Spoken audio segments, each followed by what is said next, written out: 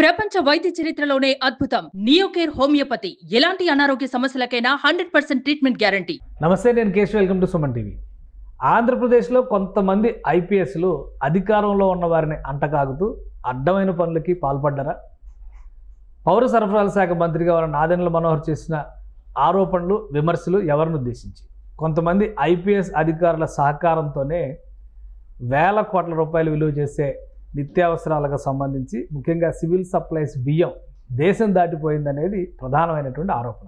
ఈ జాబితాలో ఎవరెవరు ఉండొచ్చు? అసలు గత ప్రభుత్వంలో ప్రభుత్వానికి అడుగులకు మడుగులొత్తినటువంటి ఐపీఎస్ అధికారులు ఎవరు? ఈ అంశాలను విశ్లేషించేటువంటి ప్రయత్నం చేద్దాం. మనతో పాటు అనలిస్ట్ చందు శ్రీనివాస్ గారు ఉన్నారు. చందు శ్రీనివాస్ గారు నమస్కారం. నమస్కారం. మనోహర్ గారు చాలా హార్డ్ స్టేట్మెంట్ ఇచ్చారు. మామూలుగా అయితే అవినీతి, ఇక్కడ బియ్యం ఎగుమతులు జరిగినాయి, ఇవన్నీ ఒక ఎత్తు. ఒక 5 ఐపీఎస్ అధికారులు ఉన్నారు అనే మాట చాలా గట్టిగా కొట్టింది. కొంతమంది ఆల్రెడీ సోషల్ మీడియాలో రియాక్ట్ అవుతున్నారు కూడా. ఎవరికి వారు ఉలికి పడుతున్నారా, లేదంటే నిజంగా ఉందా, ఆధారాలు ఏమైనా ఉన్నాయా, ఎందుకు ఆయన ఆ మాట ఉపయోగించారు? డెఫినెట్గా ఆయనకి దశాబ్దం పైన స్పీకర్ చేసిన అనుభవం ఉంది. ఉభయ రాష్ట్రాలతో పిన్ టు పిన్ తెలుసు అండి ఆయనకి. డే 1 నుంచే సివిల్ సప్లై పైన దృష్టి పెట్టిన మంత్రి ఎవరన్నారంటే నాదెండ్ల మనోహర్ గారు. ఎందుకంటే కాకినాడ అడ్డాగా కొన్ని లక్షల మెట్రిక్ టన్నులు ఇప్పుడు దొరికింది, 35,000 మెట్రిక్ టన్నులు దొరికినాయి. కానీ గత 2 దశాబ్దాల నుంచి కాకినాడ కేంద్రంగా ఇతర దేశాలకు, ఆఫ్రికా కావచ్చు, బంగ్లాదేశ్ కావచ్చు, అనేక దేశాలకి ఈ బియ్యం అక్రమ రవాణా, పేదవాళ్ళ బియ్యం తీసుకొని దాన్ని రీసైక్లింగ్ చేసి ఇతర దేశాలకు అమ్ముతున్నారు అనేది అందరికీ తెలిసిన అంశం. ఇది దేశద్రోహం కింద వస్తుంది. యాక్చువల్గా మన సంపద తీసుకెళ్ళి ఇతర దేశాల దగ్గర తీసుకెళ్తాం, ప్రజలకి ఇవ్వాల్సిన బియ్యం. దాన్ని దాదాపు 159 స్టాక్ పాయింట్స్లో, మొత్తం 150 స్టాక్ పాయింట్స్లో కంప్లీట్గా తనిఖీలు చేశాడు. దాదాపు ఇప్పటి వరకు అందిన సమాచారం ప్రకారం 50,000 మెట్రిక్ టన్నులు దొరికింది. భారతదేశ చరిత్రలో ఇంత పెద్ద ఎత్తున ఎప్పుడు దొరకదు. యావరేజ్గా 2,000 కోట్ల రూపాయల పైన ఉండొచ్చు అంటున్నారు ఆయన. అంత వాల్యూ ఉన్న 159 కోట్ల రూపాయలు పేద అనేది లెక్క తెలిసింది. కాబట్టి ఈయన దాంట్లో ఒక ఆవేదన, పేదవాళ్ళకి ఇచ్చే బియ్యం కూడా కక్కుర్తిపడ్డారు ఏంటనేది ఆవేదన కావచ్చు. వాళ్ళ నాయకుడు, ఆ పార్టీ నాయకుడు పవన్ కళ్యాణ్ గారు డిప్యూటీ సీఎంగా ఆయన కూడా అవినీతిని బయటికి తీస్తాను, నా దృష్టికి వచ్చింది అంటే అధికారం రాకముందే చెప్పాడు. కాబట్టి ఈ పాయింట్ ఆఫ్ వ్యూలో దీని వెనక పోలీస్ అధికారులు లేనిదే ఎంత జరిగేదా? అవును, ఆ డౌట్ అయితే సామాన్యుడికి కూడా ఉంది, అందరికి ఉంది. కాబట్టి ఆయన దీని వెనక 5 ఐపీఎస్లు ఉన్నారు, పోలీస్ ఆఫీసర్లు ఉన్నారంటే ఇప్పుడు అందరూ కూడా టీడీపీ నాయకులు గారు చెప్పినట్టుగా చాలామంది పేర్లు వస్తూ ఉన్నాయి. ఇప్పుడు ప్రధానంగా డీజీపీ గారు రాజేంద్రనాథ్ గారు బాధ్యత వహించాలని చెప్పి అంటున్నారు. ఎందుకంటే ఆయన్ని సీనియర్స్ను కూడా కాదని, ద్వారకా తిరుమలరావు లాంటి సీనియర్స్ను కూడా కాదని ఈయన తీసుకొచ్చి పెట్టారు. 5తో ఆ పార్టీకి అనుబంధంగా చేశాడనేది డీజీపీ ఆరోపణ. ఎందుకంటే ఎర్రచందనం కావచ్చు, సివిల్ సప్లై బియ్యం కావచ్చు, ఇది ప్రజల సంపద, రాష్ట్ర ప్రభుత్వ సంపద. ఇది అక్రమార్గుల్లో వెళ్తూ ఉంటే, చూస్తూ ఉంటే వీళ్ళు కూడా దోషుల కింద లెక్క కదా. అది ఆయన చెప్పిన ఆఫీసర్స్లో ఎవరంటే ఇప్పుడు రాజేంద్రనాథ్ రెడ్డి గారు అయితే డీజీ పొజిషన్లో ఉన్నా కానీ, ప్రజెంట్ ద్వారకా తిరుమలరావు గారు ఛార్జ్లో ఉన్నారు కాబట్టి ఆయనకి వేరే పొజిషన్ ఇచ్చారు. ఇంకా అంత కీలక పాత్ర పోషించిన వాళ్ళు గత గవర్నమెంట్కి సన్నిహితంగా మెలిగినటువంటి ఐపీఎస్లు ఎవరు? ఆయన చెప్పినట్టుగా 5 ఐపీఎస్లు అంటే నాకు ప్రధానంగా 5తో పాటు చాలామంది ఉన్నారు. కానీ ఆ 5 చెప్పాలనుకుంటే ఫస్ట్ పేరు పిఎస్ఆర్ రామాంజనేయులు వస్తారు. ఇంటెలిజెన్స్ చీఫ్గా చేసి జగన్మోహన్ రెడ్డి గారి కోసం అనేక రకాలుగా ప్రభుత్వం, ఫస్ట్ సీఎం చంద్రబాబు నాయుడు గారు సీఎం అనగానే ఆయన హైదరాబాద్ ఎలా చేయకుండా పంపించి 2-3 సార్లు ప్రయత్నం చేశాడు. పాపం అతన్ని అసలుకి అపాయింట్మెంట్ లేదని గన్మెన్లు పంపించారు.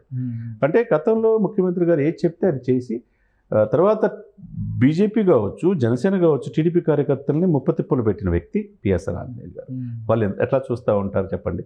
అదేవిధంగా ప్రవీణ్ ప్రకాష్ గారు అడ్మినిస్ట్రేషన్లో ఇక్కడి నుంచి గల్లీ నుంచి ఢిల్లీ దాకా జగన్మోహన్ రెడ్డి గారు వైపు ఉండి ఆయన చెప్పినట్టు చేశాడు. కాబట్టి ఈరోజు 7 సంవత్సరాల సర్వీస్ ఉండి కూడా వదులుకొని వెళ్ళిపోయారు. ఇంకెవరు ఉంటే వెళ్ళిపోతే వదిలేయాల్సిన అవసరం ఉంది. ఇప్పుడు ఆయన విద్యాశాఖ ప్రిన్సిపల్ సెక్రటరీగా ఉన్నారు. విద్యాశాఖ లోకేష్ గారి చేతిలో ఉంది. చాలా లెక్కలు తీస్తూ ఉన్నారు. బహుశా అదేమన్నా కారణం అయ్యొచ్చు, మేబీ అవ్వచ్చు. విద్యాశాఖ, ఐటీ శాఖ ఆయన పరిధిలో ఉంది కాబట్టి గతంలో చాలా ఉన్నత విద్యాశాఖలో అవినీతి, అతను హైయర్ ఎడ్యుకేషన్ చైర్మన్ హేమచంద్రారెడ్డి హయాంలో చాలా అవినీతి జరిగిందని ఎలిగేషన్స్ ఉన్నాయి. ముఖ్యంగా నాగార్జున యూనివర్సిటీ కానీ కూడా లంచాలు వసూలు చేశారని వచ్చింది. ఏదైనా కానీ ఇవన్నీ కూడా ఈ పరిస్థితులు ఎందుకు రా బాబు పరిస్థితులు అని చెప్పి ఆయన వాలంటరీ పెట్టుకొని వెళ్ళిపోయినట్టున్నాడు. ఇక Srilakshmi IPS point of view PSR Anjaneyulu గారు ఫస్ట్ ప్లేస్ వస్తారు.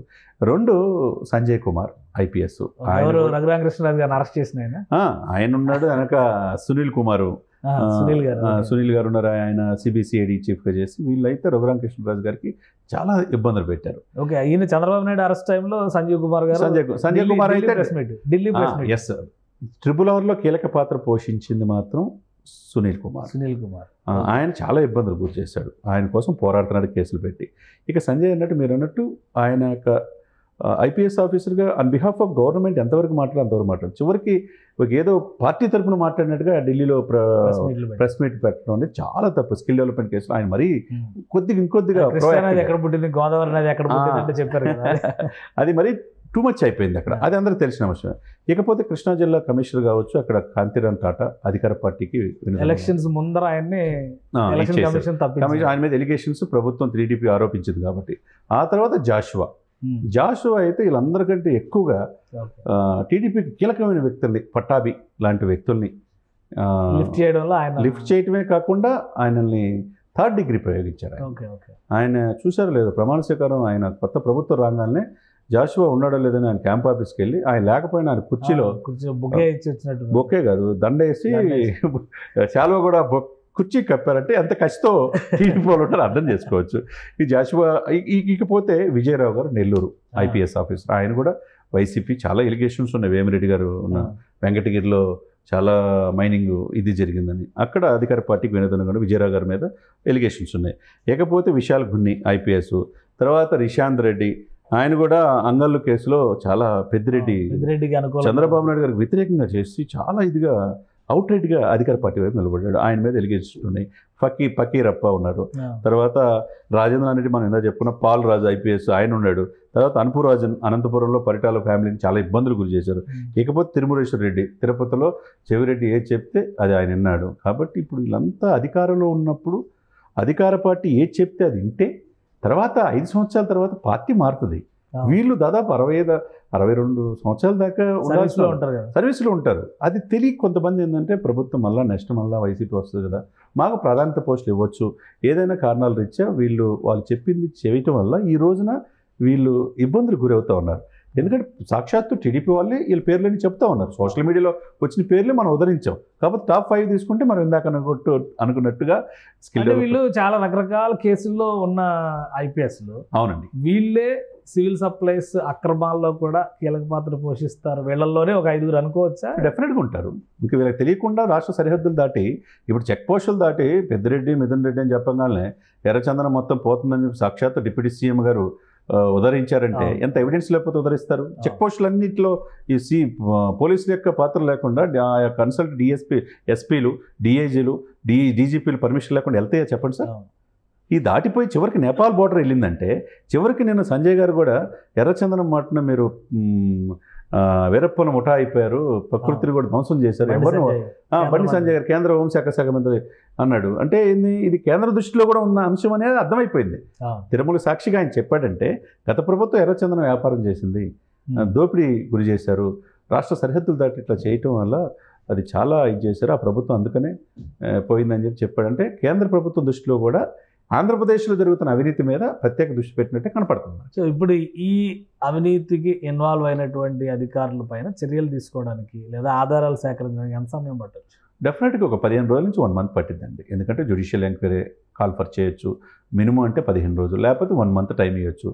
ఈ 1 మంత్లో వీళ్ళు చెప్పిన ఆరోపణల ప్రకారం టీడీపీ వాళ్ళు కావచ్చు, జనసేన ఆరోపణలు చేస్తే ఆరోపణలకు రుజువు డాక్యుమెంటల్ ఎవిడెన్స్ కనుక ఉంటే చట్టం దృష్టిలో ప్రాథమికమైన ఆధారాలు ఉన్నాయనుకోండి. ఇప్పుడు విజిలెన్స్ ఎంక్వైరీ వేశారు కదా తిరుమల అక్రమాలకు సంబంధించి, అది ధర్మారెడ్డి మీద వాళ్ళు జరుగుతూ ఉన్నాయి. అలానే INPRలో జరిగినటువంటి అవకతవకల మీద, సివిల్ సప్లైస్ అవకతవకల మీద అలాంటి ఎంక్వైరీ కమిటీ కానీ కమిషన్ కానీ వేసే అవకాశాలు ఉన్నాయా? డెఫినెట్గా సివిల్ సప్లై మీద వేస్తారు. ఎందుకంటే ప్రజల సంపద, పౌరులకు ఇవ్వాల్సిన నిత్యావసర వస్తువులతో మీద అంత దారుణమైన ఇది జరుగుతూ ఉంటే అది దాంట్లో ఎవరిని వదిలిపెట్టే ప్రసక్తి లేదు. దాంట్లో ఎంత పెద్ద తలకాయలైనా పవన్ కళ్యాణ్ గారు చెప్పినట్టు రెడ్ శాండిల్స్ విషయంలో కావచ్చు, సివిల్ సప్లై విషయంలో కావచ్చు, ఎవరు ఊహించిన విధంగా చాలా కొత్త పేర్లు కూడా వచ్చినా మీరు ఆశ్చర్యపడాల్సిన అవసరం లేదు.